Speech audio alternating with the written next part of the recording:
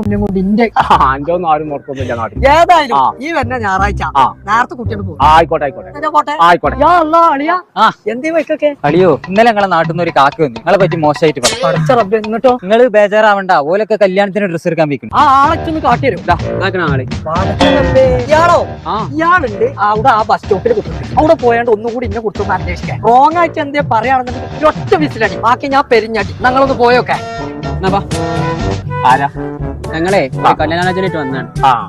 ആരാണ് നിങ്ങള്? നമ്മളെ ഇത്തിക്കണ്ണി വീരാനുണ്ടല്ലോ, ഓരോ മോനി കുറിച്ച് ചെറുക്കം വേറെ. വൈകുന്നേരം ആയാലും ഇത്ര പോകുന്ന 3 കുപ്പിയൊക്കെ കാണാറില്ല. ആ പുക ഇങ്ങനെ പുടിയാന്ന് പറഞ്ഞാല് തീവണ്ടി പോണ മാതിരിയല്ലേ പോക്കും. ചോട്ടുകൂടിയും കണ്ണുകൂടിയും മൂക്കുകൂടിയും ഒക്കെ കൂടി ഇങ്ങനെ വരുന്നുണ്ട്. കണ്ണൊക്കെ ചോത്തിട്ടാണ് അങ്ങനെ കയറാൻ പുറപ്പ് കയറില്ല.